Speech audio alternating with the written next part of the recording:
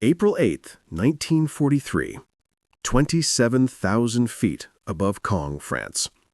The oxygen mask couldn't hide Oberleutnant Rolf Evershen's smirk as he watched the ungainly silhouettes climbing laboriously toward his formation through the crystal-clear canopy of his Focke-Wulf 190 A5.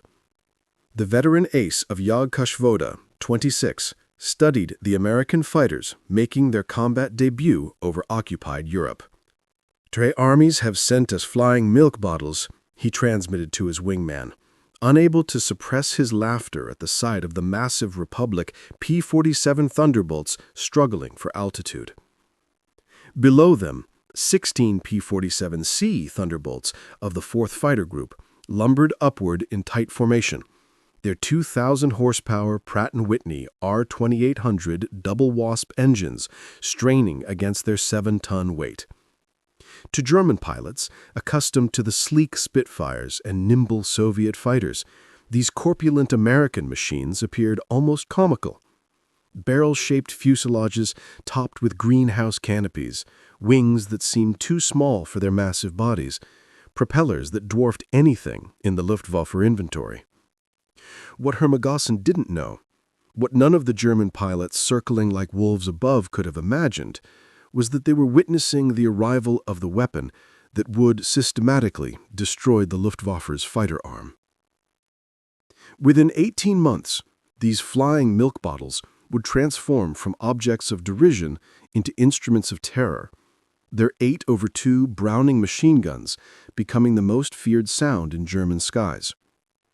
The mathematics of destruction were already loaded in those broad wings. 3,400 rounds of ammunition, a combined rate of fire of 6,000 rounds per minute. Enough concentrated firepower to soar a Messerschmitt in half in less than 2 seconds. The transformation began that April morning when Major Donald Blakesley, commanding the 335th Fighter Squadron, spotted the German formation positioning for attack. The former Eagle Squadron veteran, who had transferred from RAF Spitfires just weeks earlier, understood what his men didn't yet know: that survival in the P-47 required abandoning everything they thought they knew about air combat. The Thunderbolt represented a radical departure from conventional fighter design philosophy. While the Germans had pursued lightweight interceptors optimized for climb and turn performance, Republic Aviation had created something unprecedented: a high-altitude juggernaut that used mass, power, and firepower to redefine the rules of aerial warfare. Among the 56 American pilots spread across the French sky that morning were men who would become legends, future aces whose names would strike fear into Luftwaffe hearts. But on April 8, 1943, they were novices in an untested machine, facing the most experienced fighter force in the world. The Germans had been fighting continuously since 1939, with veterans of Poland, France, Britain, and Russia. The Americans had been in combat for exactly 0 days. This story is about how industrial logic defeated tactical brilliance, how quantity and quality merged into overwhelming superiority, and how German pilots' laughter turned to terror as they discovered what synchronized Browning machine guns could do to an aircraft at 400 yards. The Republic P-47 Thunderbolt had emerged from a June 1940 panic. As German fighters swept across France, Alexander Kartveli, Republic Aviation's Georgian-born chief designer, received urgent specifications from the U.S. Army Air Corps. They wanted a high-altitude interceptor capable of matching the Luftwaffe's best. What Kartveli designed instead was a monster that redefined the possible. "It will be a dinosaur," Kartveli admitted to his design team. "But it will be a dinosaur with good proportions."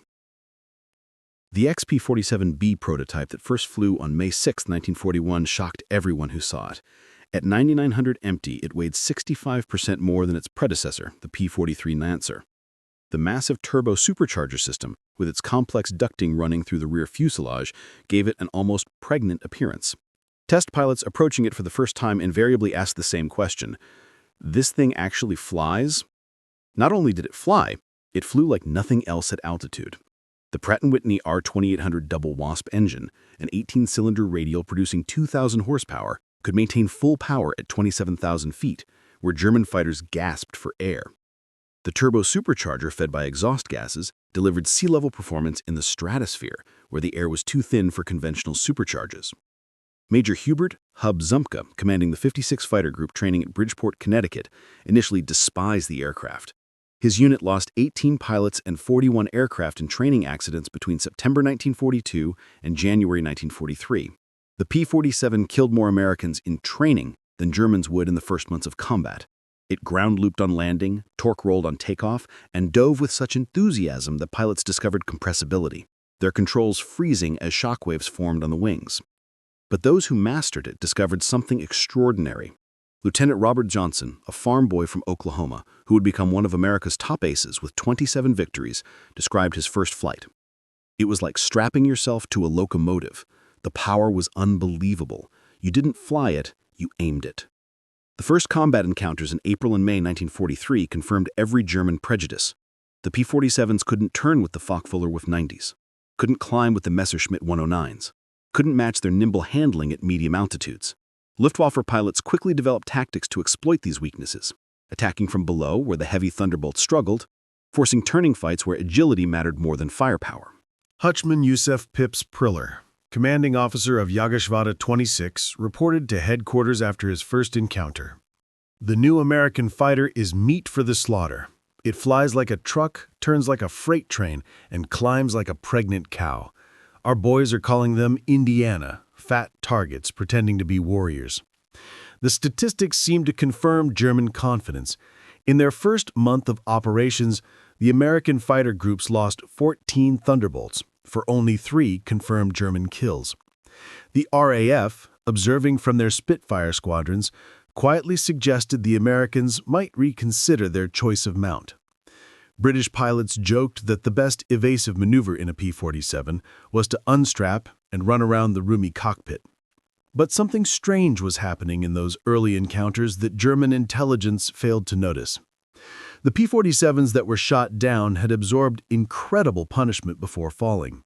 One aircraft returned from a May 4th mission with 21 cannon holes and over 100 machine gun strikes, damage that would have disintegrated a Messerschmitt or Spitfire. The massive radial engine, lacking vulnerable coolant systems, shrugged off hits that would have stopped a liquid-cooled fighter cold. More significantly, when P-47s did get their guns on target, the results were catastrophic. The Thunderbolt's weapons battery created a convergence zone of destruction that German pilots had never experienced. Unlike the rifle-caliber weapons of early war fighters or the cannon with limited ammunition, the American fighter could maintain sustained fire for over 30 seconds, an eternity in aerial combat. The event that would begin changing German perceptions occurred on June 26, 1943, over Les Sceaux, France. It involved Second Lieutenant Robert S. Johnson of the 61st Fighter Squadron and an encounter that would become legendary on both sides of the conflict. Johnson's formation of 48 P-47s was returning from escort duty when they were bounced by 16 Focke-Wulf 190s from 2 Jages 26, led by Hauptmann Wilhelm Ferdinand Galland, younger brother of the famous Adolf Galland. The Germans executed a perfect attack, diving from the sun with overwhelming speed advantage. Johnson's Thunderbolt, flying at the rear of the formation, was caught in the crossfire of multiple attackers, taking catastrophic damage in the first seconds of combat. 220mm cannon shells exploded across his aircraft. The canopy shattered, hydraulic fluid sprayed into the cockpit, the engine cowling was torn away, and fire erupted behind the instrument panel. Johnson, wounded in the nose and leg by shrapnel and bullet fragments, tried to bail out, but discovered the canopy was jammed. A 20mm cannon shell had exploded in the canopy track, welding it shut. He was trapped in a dying aircraft at 27,000 feet. What happened next defied every assumption about combat damage tolerance. Despite having no forward visibility through the oil-covered windscreen, a barely functioning engine that shook violently, and controls that responded only intermittently, Johnson managed to level the aircraft and pointed toward England. The P-47 continued flying, with damage that would have reduced any other fighter to falling debris. Then it got worse. A lone Focke-Wulf 190 flown by an unknown pilot from 2 Jagas 26 discovered the crippled Thunderbolt limping toward the channel at less than 170 miles per hour. Historical research has never definitively identified this pilot, though several names have been proposed based on German combat reports from that day. What followed was one of the most extraordinary encounters in aerial warfare history. The German pilot positioned himself behind Johnson's P-47 and opened fire with his 420mm cannon and two 13mm machine guns. Johnson, unable to evade, could only huddle behind his armor plate and pray. The Thunderbolt absorbed the entire cannon ammunition load. Then the German repositioned and fired again, this time with only his machine guns. The cannon ammunition exhausted, the German pilot pulled alongside, staring in disbelief at the flying wreck. Johnson could see his face clearly, young, blonde, his expression shifting from confidence to confusion to something approaching fear. The German repositioned and emptied his remaining machine gun ammunition into the Thunderbolt. Still, it flew. He pulled alongside again, shook his head in apparent amazement, gave an informal salute and peeled away, presumably out of ammunition. Johnson's P-47 landed at Manston with its engine failing on the runway. The crew chief stopped counting bullet holes after reaching 200. One cannon shell had exploded inches from Johnson's head. Another had detonated against the armor plate behind his seat. The engine had taken direct hits. The control cables were partially severed. 3 of the 4 main longerons, the structural backbone of the fuselage, were shot through. Yet, the aircraft had brought him home. The survival of Johnson's aircraft sent shockwaves through both air forces. American engineers studying the wreckage realized they had underestimated their own creation. German intelligence, receiving combat reports from 2nd Section of Jagdgeschwader 26, initially refused to believe it. No aircraft could absorb that much punishment. But testimony from multiple pilots confirmed the impossible. The Thunderbolt had taken everything the Luftwaffe's best fighter could deliver and survived. By July 1943, American pilots were learning to exploit the P-47's true strengths. Lieutenant Colonel Hubert Zinke, the 56th Fighter Group commander, had discovered the secret through brutal trial and error. Don't turn with them. Don't climb with them at low altitude. Use your weight, use your power, use your guns. The Thunderbolt's massive weight, initially seen as a disadvantage, became a weapon. In a dive, nothing could catch it. From 30,000 feet, a P-47 could reach 550 miles per hour, faster than any German fighter could achieve, even in a vertical dive. This speed could be converted to altitude in a zoom climb that left pursuing fighters helplessly behind. Captain Walker Bard Mahern, who would become one of the first American aces in Europe, developed what became known as the boom and zoom tactic, though pilots called it the Thunderbolt turkey shoot. Instead of engaging in traditional dogfights, P-47 formations would climb to 30,000 feet, higher than German fighters could effectively operate. When Luftwaffe fighters appeared below, the Thunderbolts would roll inverted and dive, reaching speeds that made deflection shooting impossible for defending Germans. At the bottom of these dives, the American heavy machine guns would speak. German pilots who survived described it as facing a wall of lead, the combined firepower creating an impenetrable zone of destruction. Aircraft caught in this convergence pattern didn't just fall, they disintegrated. The true revelation of American firepower came during the August 17, 1943 duel raid on Schweinfurt and Regensburg, the deepest penetration into Germany attempted to that date. This mission would demonstrate both the P-47's limitations, its range even with drop tanks, and its terrifying effectiveness when employed properly. Major David Schilling, leading the 62nd Fighter Squadron, encountered a formation of Messerschmitt 110 destroyer aircraft positioning to attack B-17s with their heavy cannon and rocket armament. The twin-engine German fighters, heavily armed but less maneuverable, were the Luftwaffe's specialized bomber killers.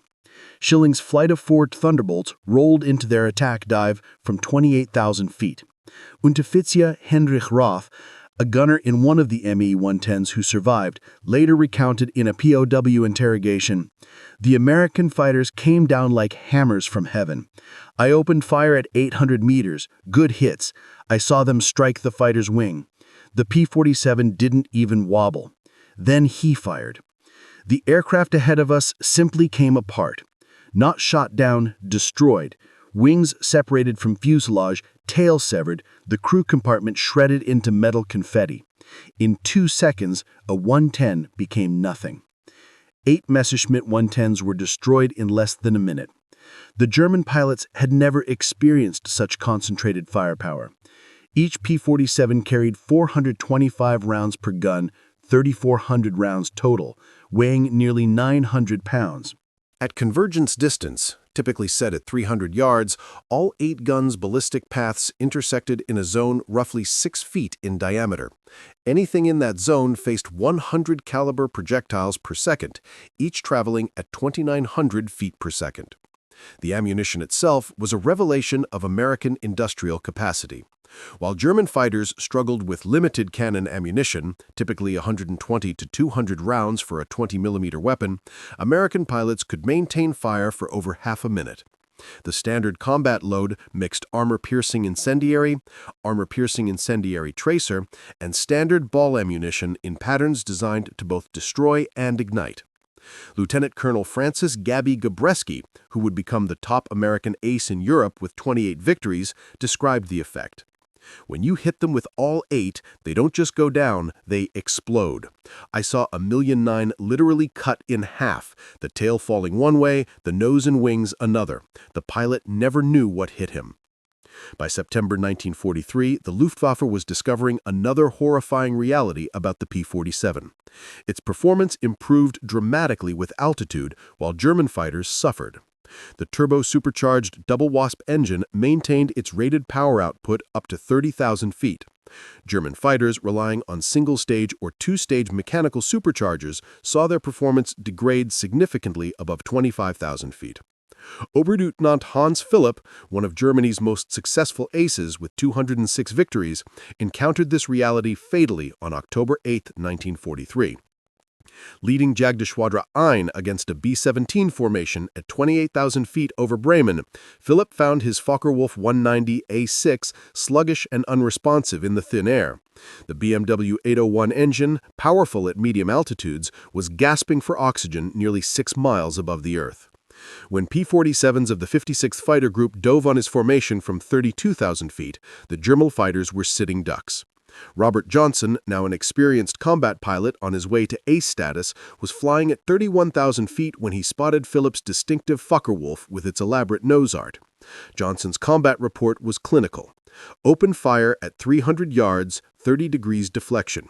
Observed strikes along entire fuselage. Enemy aircraft exploded. No parachute observed. Philipp's death sent shockwaves through the Luftwaffe. If one of their best, a man who had survived over 500 combat missions on both eastern and western fronts, couldn't survive against the Thunderbolts, what chance did average pilots have? The German High Command ordered an immediate investigation into the P-47's capabilities. The report delivered to Reich Marshal Hermann Göring in November 1943 was sobering. The Thunderbolt's service ceiling exceeded 42,000 feet, higher than any German fighter could reach. Its dive speed approached the sound barrier. Its armor included a 3/8-inch steel plate behind the pilot, 1/2-inch bulletproof glass windscreen, and armored deflection plates around the engine.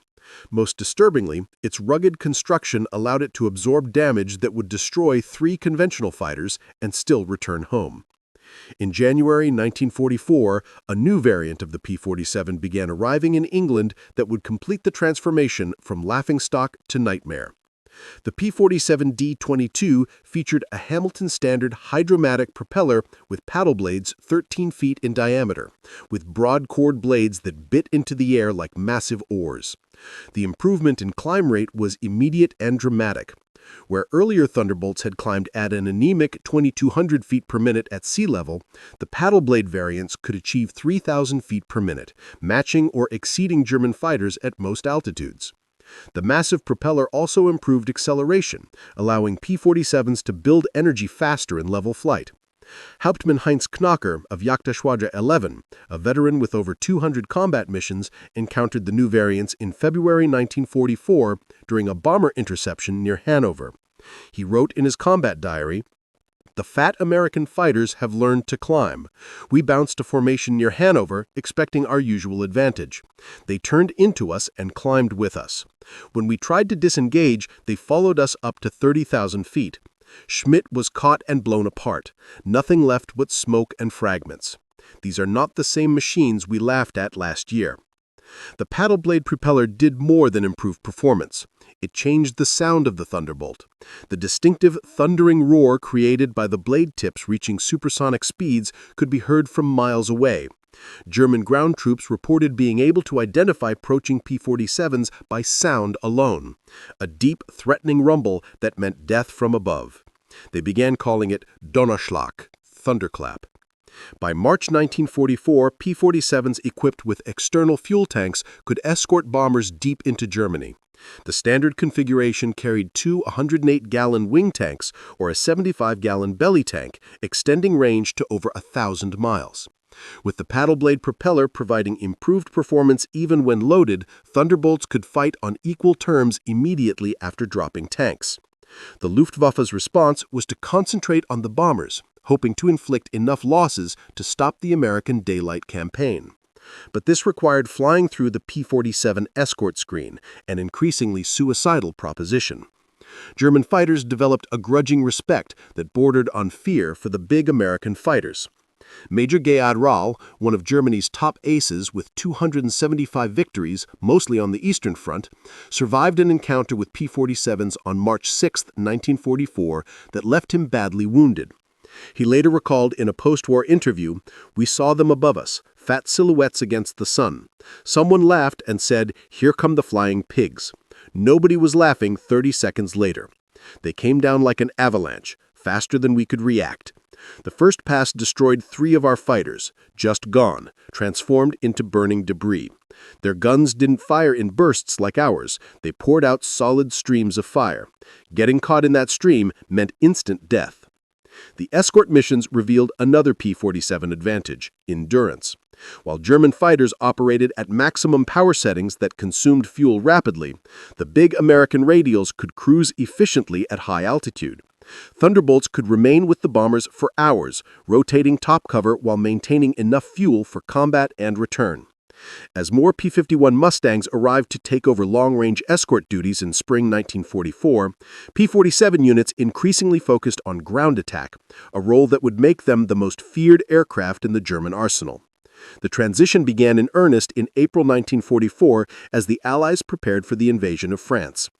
The Thunderbolt's heavy machine gun battery proved equally effective against ground targets. The standard armor-piercing incendiary ammunition could penetrate the top armor of most German vehicles, while the sheer volume of fire could destroy soft targets in seconds. A 2-second burst put 160 half-inch projectiles into a target area the size of a truck. But it was the addition of bombs and rockets that transformed the P-47 into a true multi-role monster. The P-25 variant could carry 2 1,000-pound bombs under the wings and a 500-pounder under the fuselage, a bomb load equal to early war medium bombers. Later variants added zero-length rocket stubs for 10 5-inch high-velocity aircraft rockets, HVRs, each equivalent to a 105mm artillery shell. Oberstleutnant Hans von Luck, commanding the 125th Panzergrenadier Regiment during the Normandy campaign, experienced P-47 ground attacks firsthand. They came in low, so low you could see the pilots' faces. The sound was terrifying, engines roaring, rockets screaming. Then the hammer of those heavy machine guns. A column of our trucks simply ceased to exist in one pass. 20 vehicles transformed into burning wreckage in one pass. The psychological effect on the men was devastating. They called them Jabos, fighter bombers, but these were something beyond that. They were flying artillery with the accuracy of snipers. On June 6, 1944, the Luftwaffe discovered how completely the balance of power had shifted. Over 500 P-47s provided air cover for the invasion, creating an impenetrable umbrella over the beaches. German fighters attempting to reach the landing zones were massacred. Oberleutnant Wolfgang Fischer of Jagdgeschwader 21, one of only 3 German pilots to reach the beaches that day, reported the sky belonged to the Americans. Thunderbolts were stacked from sea level to 30,000 feet. We tried to break through at dawn. 12 fighters from our grouper. I was the only one to return. The P-47s were waiting at every altitude. You couldn't climb over them, couldn't dive under them. Their guns turned our fighters into aluminum rain. In the weeks following D-Day, P-47s systematically destroyed German movement in daylight. The statistics were staggering. In June alone, 9th Air Force Thunderbolts claimed 651 locomotives, 3,847 trucks, 512 tanks and armored vehicles, and 4,553 horse-drawn vehicles destroyed. The Wehrmacht was forced to move only at night, severely hampering their ability to respond to Allied advances. The Germans tried everything to counter the Thunderbolt threat. They reinforced vehicle armor, deployed more anti-aircraft guns, developed new camouflage techniques. Nothing worked. The P-47's combination of speed, armor, and firepower made them nearly unstoppable. Even the feared 88mm flak guns struggled to track the fast-moving fighters at low altitude. While devastating Europe, the P-47 was simultaneously proving its worth in the Pacific theater. The 348th Fighter Group, operating from New Guinea, discovered that the Thunderbolt's qualities were perfectly suited to the vast distances and harsh conditions of the Pacific War. Colonel Neil Kirby, commanding the 348th, developed tactics specifically for the Pacific. On October 11, 1943, Kirby led 4 P-47s against 40 Japanese aircraft over Wewak, shooting down 6 enemy planes himself in a single mission, earning him the Medal of Honor. The Japanese, accustomed to fighting nimble but fragile American fighters, were unprepared for the P-47's combination of firepower and durability. Japanese ace Saburo Sakai, who encountered P-47s over New Guinea, later wrote, "We called them monsters. Our 20mm cannon, which could destroy a P-40 with a few hits, seemed to have no effect. I put dozens of rounds into one Thunderbolt and watched it fly away. Their return fire was terrifying, streams of heavy bullets that tore aircraft apart." The P-47N, developed specifically for the Pacific, featured increased fuel capacity, with wet wings holding 93 gallons each, extending range to 2,350 miles. This variant would escort B-29s to Japan, proving that the short-legged fighter of 1943 had evolved into a true long-range weapon. Perhaps the ultimate vindication of the P-47's evolution came in its encounters with German jet fighters. The Messerschmitt Me-262, with its 540-mile-per-hour top speed, should have been untouchable by propeller-driven fighters, but Thunderbolt pilots discovered they could catch jets in 2 situations: during takeoff and landing, when jets were most vulnerable, and in high-speed dives from altitude. On November 27, 1944, Lieutenant Colonel John C. Mayer of the 352nd Fighter Group became one of the first pilots to shoot down an Me-262 with a P-47. Diving from 28,000 feet, Mayer's Thunderbolt reached speeds approaching 500 miles per hour, fast enough to catch the jet in level flight. The jet pilot, confident in his speed advantage, never saw the diving P-47 until Mayer's guns opened up at 400 yards. Mayer's combat report noted, "The enemy aircraft disintegrated under fire. Large pieces, including both engines, separated from the fuselage.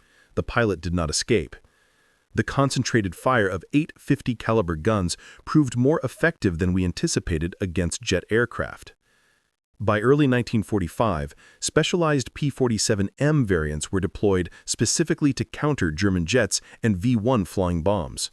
With water methanol injection, boosting power to 2,800 horsepower, and refined aerodynamics, these ultimate Thunderbolts could reach 470 miles per hour in level flight at 30,000 feet, fast enough to intercept even jets under certain conditions. Major George Bostwick, commanding the 63rd Fighter Squadron equipped with P-47Ms, shot down 2 Me-262s in March 1945. His tactical report emphasized firepower over speed. The jets are faster, but they can't turn and they can't take punishment. One good burst from our battery and they come apart like they're made of paper. They have to slow down to attack bombers. That's when we get them. The ultimate demonstration of American industrial might came in Operation Boden-Platter, the Luftwaffe's desperate attempt to destroy Allied air power on January 1, 1945. Nearly 900 German fighters, including their best remaining pilots, launched surprise attacks on Allied airfields across Belgium and the Netherlands. At Y-34 Airfield near Metz, home to the 365th Fighter Group's P-47s, the attack initially succeeded. German fighters destroyed 22 Thunderbolts on the ground, along with several other aircraft. A captured German pilot brought to the command post pointed at the burning aircraft and taunted, "What do you think of that?" Major George Brooking's response became legendary throughout the 9th Air Force. He pointed to the flight line where ground crews were already pushing damaged aircraft aside and preparing hard stands for replacements. "By tomorrow, we'll have 40 new ones. How long will it take you to replace your pilots?" The German pilot's smirk disappeared. Within 48 hours, factory-fresh P-47 D-40s filled the flight line, flown in from depots in England. The Luftwaffe lost 271 aircraft and 213 pilots in Boden-Platter, including many irreplaceable instructors and squadron leaders. These losses they could never replace. The Americans lost 134 aircraft total across all attacked airfields, all replaced within a week. The numbers told the story of inevitable defeat. Republic Aviation produced 15,683 P-47s during the war, more than any other American fighter. At peak production, the Farmingdale factory on Long Island completed one Thunderbolt every hour around the clock. The Evansville plant in Indiana, built from empty farmland in 1942, was producing 500 aircraft per month by 1944. Each P-47D required 65,000 individual parts, 8 miles of electrical wiring, 2,000 pounds of aluminum, and 300 pounds of rubber. The engine alone contained 2,400 individual components, machined to tolerances of 1/1000th of an inch. Yet American workers, many of them women who had never seen an aircraft before Pearl Harbor, assembled these complex machines with precision that exceeded peacetime standards. The ammunition production was equally staggering. Each P-47 sortie required 3,400 rounds of 50 caliber ammunition, with hundreds of Thunderbolts flying daily missions. Ammunition consumption exceeded 10 million rounds per month by mid-1944. The Lake City Arsenal in Missouri, one of several ammunition plants, produced 30 million rounds monthly. Each cartridge was manufactured to tolerances measured in 1/10,000th of an inch, ensuring reliable feeding through the synchronized gun mechanisms. The fuel consumption was enormous. Each Thunderbolt burned 100 gallons per hour in normal flight, up to 300 gallons in combat with water injection engaged. The 9th Air Force alone consumed over 25 million gallons of aviation fuel monthly by late 1944. All of it shipped across the Atlantic in tankers that were themselves products of American mass production. Even more impressive than aircraft production was pilot training. By 1944, the United States was graduating 30,000 pilots annually from advanced training, more than Germany had trained in the entire war. Each P-47 pilot received a minimum of 400 hours of flight training before entering combat, including 100 hours in advanced fighters. German pilots, by contrast, were entering combat with less than 100 hours total time by war's end. The quality showed in combat. American pilots arrived in Europe trained in formation flying, instrument navigation, gunnery, and tactics. They had practiced against captured German aircraft, understanding their enemy's capabilities and limitations. They knew their aircraft systems intimately, having studied technical manuals that German pilots never received. Lieutenant Eugene Roberts, arriving in England in September 1944, exemplified the American training advantage. "I had 420 hours in my logbook, including 75 hours in the P-47. I'd fired at towed targets, practiced deflection shooting, studied gun camera film from actual combat. My first mission, I knew exactly what to do. The German pilot I faced couldn't have had half my experience. It wasn't even a fair fight. In March 1945, Oberstleutnant Josef Priller, the same pilot who had mocked the P-47s as pregnant cows 2 years earlier, was interviewed by German propaganda officials seeking to boost morale. His statement, deemed too demoralizing for publication, revealed the complete transformation in German attitudes. The Thunderbolt is the best fighter bomber ever built. Its firepower is unprecedented. Weapons that never jam, never overheat, never run out of ammunition in normal combat. It carries bombs like a medium bomber, fires rockets like artillery, and fights like a fighter when needed. But beyond the machine is what it represents. Unlimited American production. They lose 10, they build 20. We lose 1, it's gone forever. Their pilots arrive better trained than our instructors. They have fuel for training, ammunition for practice, spare parts for everything. We have nothing but courage, and courage without resources is just delayed defeat. We laughed at them in 1943. We're not laughing now. When you hear those guns, you know death has come calling. The sound haunts us. Mechanical, precise, unstoppable. Like everything American, it's about overwhelming material superiority.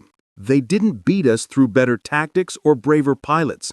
They buried us under an avalanche of steel and lead. By April 1945, the Luftwaffe existed largely on paper. Fuel shortages grounded most aircraft, experienced pilots were dead or captured, airfields were cratered ruins. But even with aircraft and fuel, German pilots faced an impossible equation. Attacking meant facing P-47 formations that owned every altitude from ground level to 40,000 feet.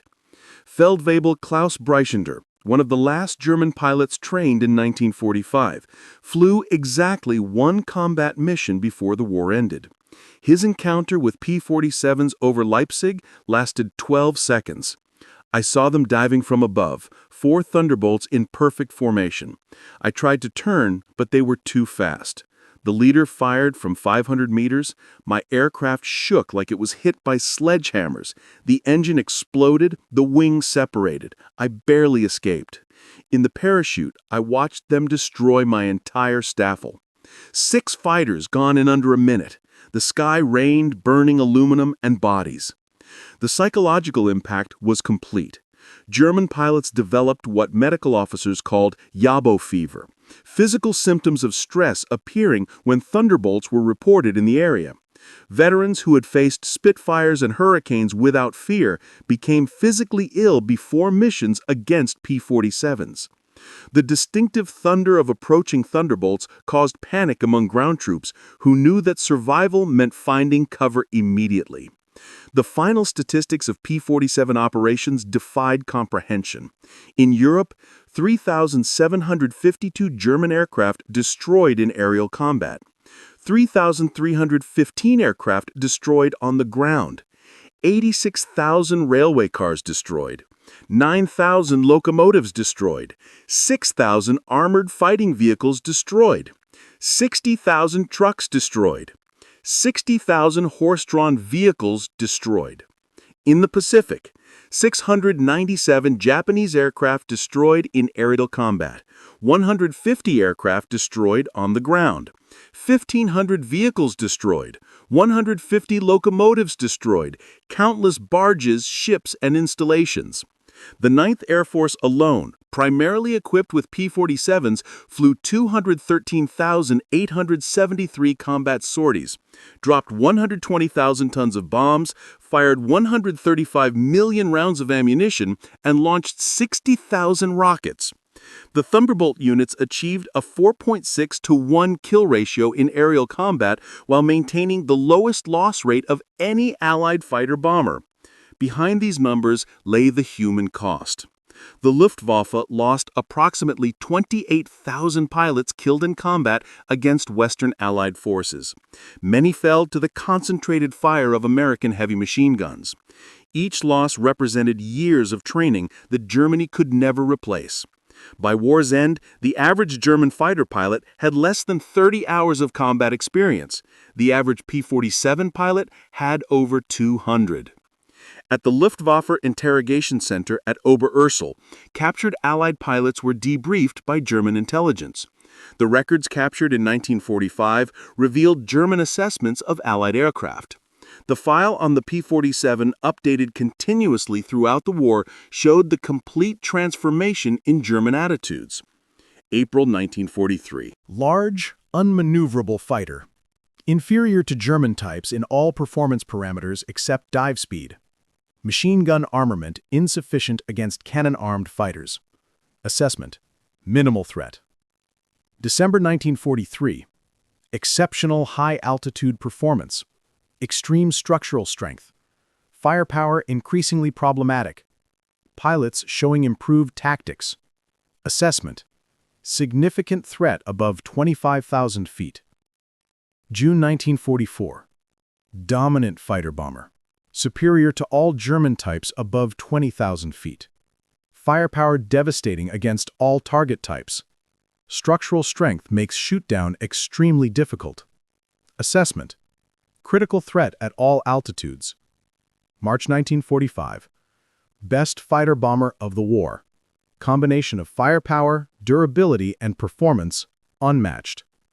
Pilot quality exceptional. Assessment: unsurvivable in direct engagement. In 1985, at a reunion of German and American fighter pilots in Phoenix, Arizona, former adversaries met in peace. General Lieutenant Adolf Galland, former head of the Luftwaffe fighter arm, was asked about the P-47. His response, recorded on video, captured the complete transformation. "We made a terrible mistake in 1943. We saw this big, heavy fighter and laughed. The Americans don't understand air combat, we said. They built a bomber and called it a fighter. We were the ones who didn't understand. The Americans didn't try to build a European fighter. They built an American one, designed around production, firepower, and survivability. They understood that in a war of attrition, the plane that could take punishment and deliver devastating firepower would win. They were right. The first time I flew a captured P-47 after the war, I understood everything. The power was incredible. It climbed like it was falling upward. The cockpit was comfortable, the visibility excellent, the controls precise. It was a pilot's aircraft wrapped in armor. But what really impressed me was realizing that America built over 15,000 of these complex machines while fighting a two-ocean war. Each one required an engine more complex than anything Germany produced, yet they built them faster than we could build simple fighters. That's when I knew we never had a chance. Those guns, we called them Roosevelt's piano because of the sound they made. Once you heard that sound, you never forgot it. Many of my friends heard it for the last time. The P-47 didn't just defeat the Luftwaffe, it destroyed it. The P-47's design represented American industrial philosophy perfectly. Brute force engineering backed by unlimited resources. Every component was overbuilt, overpowered, and over-engineered. The wing spars could support 40,000 pounds, 3 times the aircraft's loaded weight. The engine mount could withstand 12 G-forces. The control cables were doubled throughout with automatic backup systems. The ammunition feed system alone was a marvel of engineering. 8 separate ammunition boxes, each holding 425 rounds, fed through electric boost motors to prevent jamming during high-G maneuvers. The guns were electrically heated to prevent freezing at altitude. Each gun had its own charging mechanism and could be individually synchronized. The convergence was adjustable from 150 to 400 yards, allowing pilots to optimize for their preferred engagement range. Even after the war, some German veterans maintained that the P-47 won through quantity, not quality. That German fighters were technically superior, but overwhelmed by numbers. The combat records tell a different story.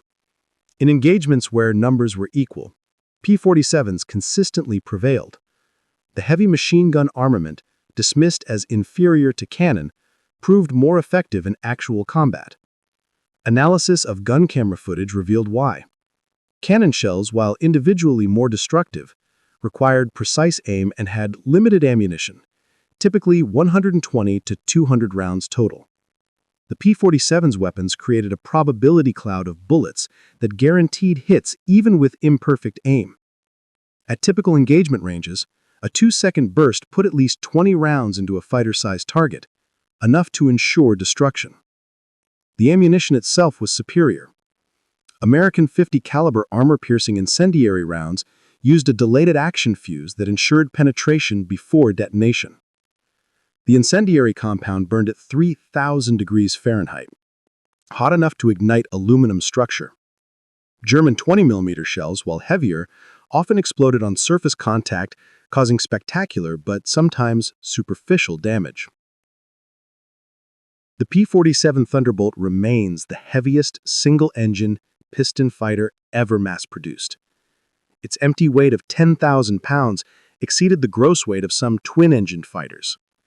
Its engine produced more power than entire bomber formations from the previous war. Its weapons delivered more firepower than a squad of infantry. Yet it was built by the thousands, flown by kids barely out of high school, and maintained under combat conditions by mechanics who learned their trade in weeks.